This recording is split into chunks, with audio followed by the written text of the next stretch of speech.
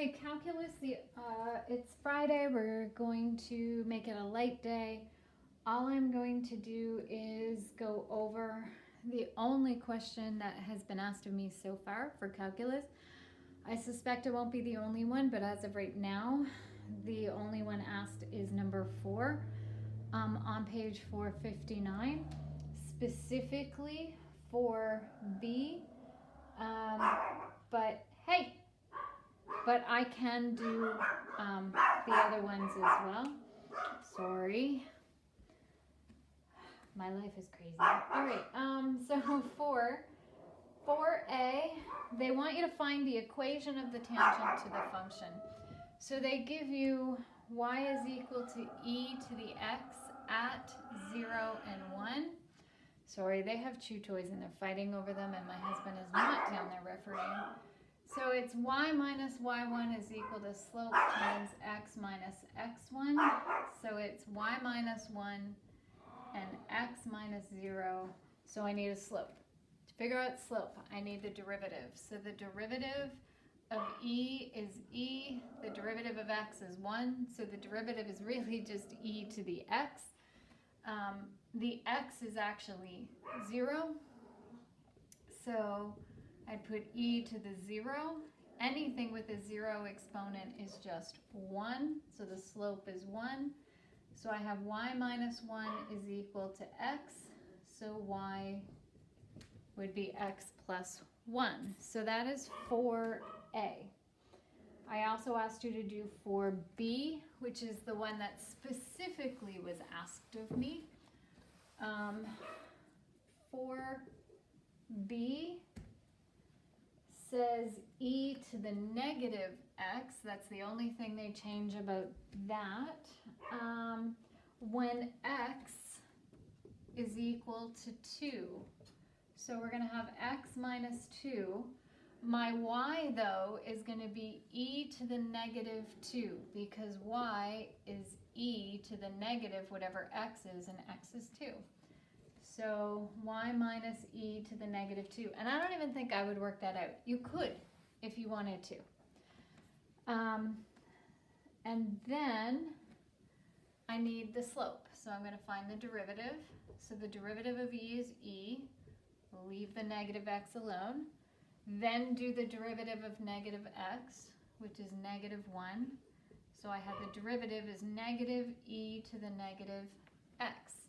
Now x is 2, so the slope, or the derivative, is negative e to the negative 2. So negative e to the negative 2.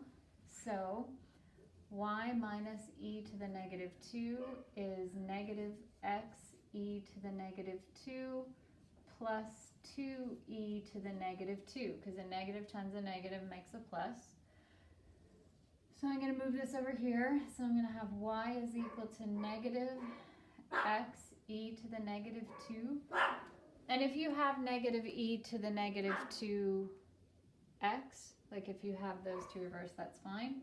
But if I have 2e to the negative 2 and now I'm going to add an e to the negative 2, that is 3e to the negative 2. You could leave it there. You could take an e to the negative 2 out and have negative x plus 3. You could even take a negative e out and then it would be x minus 3. You could do that as well. Or you could evaluate what e to the negative 2 is. You could put that in your calculator and leave it as a decimal. Doesn't matter. Okay? I do it that way just because it saves me having to put anything into my calculator. And for D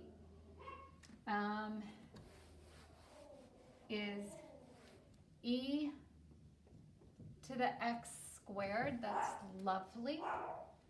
And they say when x is 4. So, oh my goodness. It's like World War III down there. Will you stop?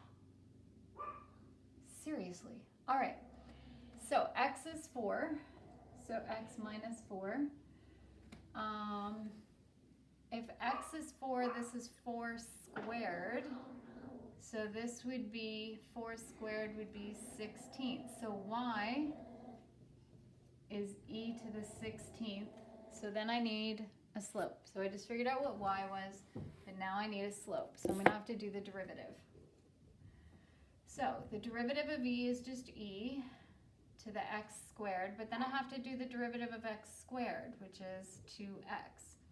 So I end up with 2xe to the x squared.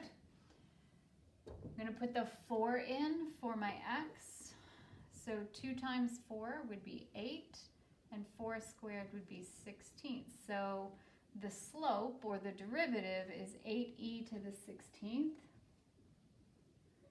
So I have y minus e to the 16th is equal to 8xe to the 16th minus 32e to the 16th, because 8 times negative 4.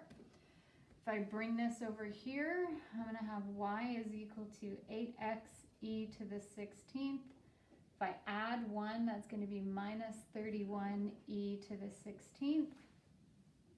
I could take an e to the 16th out, and that would leave me with 8x minus 31. I could leave it like that. I don't know. And that's what I would do. If you have more questions on this section, you can let me know and I will cover them on Monday. No homework for the weekend. Just wanted to go over that. Have a good long, I'm not going over it on Monday, I'm going over it on Tuesday. Have a good long weekend, okay?